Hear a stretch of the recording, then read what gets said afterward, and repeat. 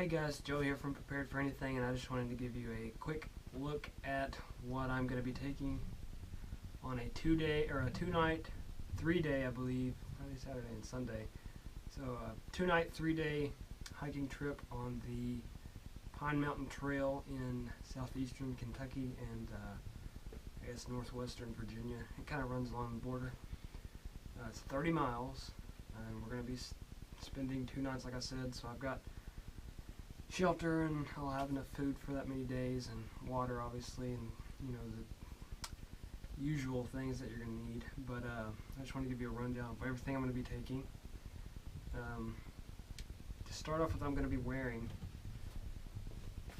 in this bag here, there is a shirt, just a regular t-shirt, and then a long sleeve thermal to put on at night. The thermal will go on, and then the t-shirt over it. If I get warm, I can just take the thermal off and wear a t-shirt in bed. But so I've just got the thermal there just in case I get kind of chilly at night. But other than that, there's a pair of socks in here, and then I'll also have the pair of socks that I'm wearing in. So I'll have 2 pairs of socks, one to wear hiking and then one to change into at night. So there's my clothing. Shelter-wise, it's a Eureka Solitaire glorified bivy tent. Basically, that's what it is. It's 8 foot long by 2 foot 8 inches wide, and it's about that tall, so about 2 foot tall, roughly.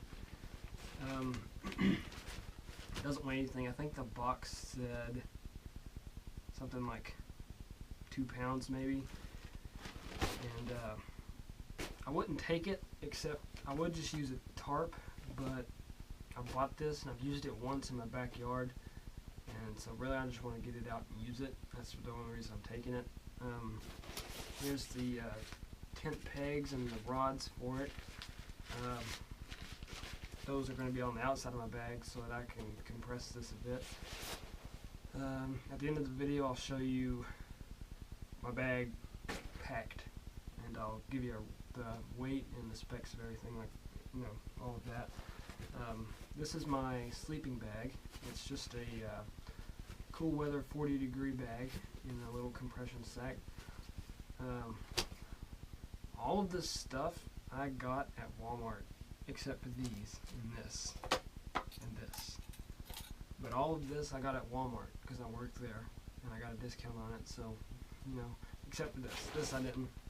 But, you know, the sleeping bag, the bag itself, the compression sacks, all of that, except for the rain gear, and I got it at Walmart. So you can do this cheaply. I think maybe I've spent all of this probably $300. That was a gift, so I didn't spend any money on that, but $300, $400 total. The bag was probably the most expensive at about $50, and these were about $50. But other than that, the rest of it was relatively cheap. This was $70. That's the most expensive. The tent was $70. But that just goes to show you can do this cheaper than you know, a lot of people do it. I work at Walmart, and I'm a college student, so I don't have a whole lot of money just to go blow on camping gear. So I did kind of try and buy the Walmart brand kind of things. These are Coleman, but anyway, I'm getting sidetracked.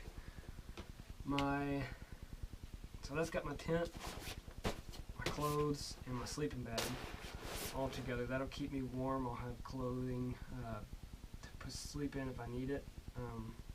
Obviously I'm going to sleep in clothes, but I can also put the thermal on, things like that. I'll be warm. The temperatures are going to be low to mid 60s at night, so, and that's Fahrenheit. So I'm not worried about the cold or anything like that. I got a thermal in case I get kind of chilled, just kind of sitting out by a campfire or something. I can throw that on. But other than that, I'll be fine. My rain gear is just it's a Helly Hanson. It's a Norwegian brand rain jacket. It's made for the sports, the professional sailboaters. That's what they wear on the ocean for the spray. So it's a good quality jacket, and it is supposed to rain while I'm there. So I'm definitely taking that, and I'll show you a pretty cool feature about my bag that I'm going to be using also. This, I haven't decided if I just want one or two of these. I'm going to use it as a footprint for my tent, and then I'm also considering buying another one just to use as a like a hangout shelter outside my tent, so I can just have a dry spot to go to if I need it. So there's this. I might get another one. I'm not sure yet. I do leave on Thursday, so I do have a few days to get it if I decide to. I don't know. But they're cheap and they're just nylon. It's a 5x7 nylon tarp. Can't go wrong there. These are my hiking shoes. They are like boots, but they're kind of like tennis shoes at the same time because they're really comfortable. They are steel-toed, and I got them for work and for hiking, so we'll see. I looked at Trailblazer hiking shoes, but they're pretty expensive, so I'm not going to indulge myself on those yet. But I will be getting some. But for now, these will do. I mean, they're comfortable. I've worn them around the house plenty to kind of try and break them in a little bit, so they're okay. Water canteen is a Army surplus 32-ounce water canteen. It does have a cup with a handle, so that's what I'll do my cooking in, and I might drink out of it also if I want something hot. But otherwise, this will be my main water source. I hope I got that right. Fire. I've got 2 boxes of waterproof matches, but I'm only taking these as a last resort because I'm going to use this, which is just a fire still. Like that. It's made from Gerber. It's the Grylls survival series, I guess. Basically, you pay more money to get his name on it, but I do like it. It is pretty nice. That was a crappy one, but let's see. This is a UCO Candle Lantern. It's pretty useful. It gives me light. It gives me heat, because this plate right here does get really hot, and it does put a lot of heat. It won't heat up a whole big area, but if you put it inside a small tent like I have, it'll probably keep it nice and toasty for you. So there's that, and then it just pops up like this. It's got a glass chimney. I think the candles are like a 9-hour burn time. I'm pretty sure you can buy some other ones though. Here's my knife. Again, it's a Gerber Bear Grylls model, the Survival Series. Very nice knife, I think. It's got a nice smooth blade here, and then some saw blade kind of thing there. Here is a spot marked for your ferrule rod, which is put into the hand or the sheath of the actual knife. So that's a pretty nice little package, and just I am still going to take this just because it's nice to have, but this does have a second means of fire starting right there. Paracord, obviously very useful. Tie your tent up if you need to make some extra tie out points, tie a tarp up, you know, do different things. You can make gear, lashes for your bag, anything like that. You can use it. I got a fork, an emergency blanket in case I get wet or something and just get chilled. I can throw this on. Probably won't need it, but again, it doesn't hurt to have it, and it weighs nothing.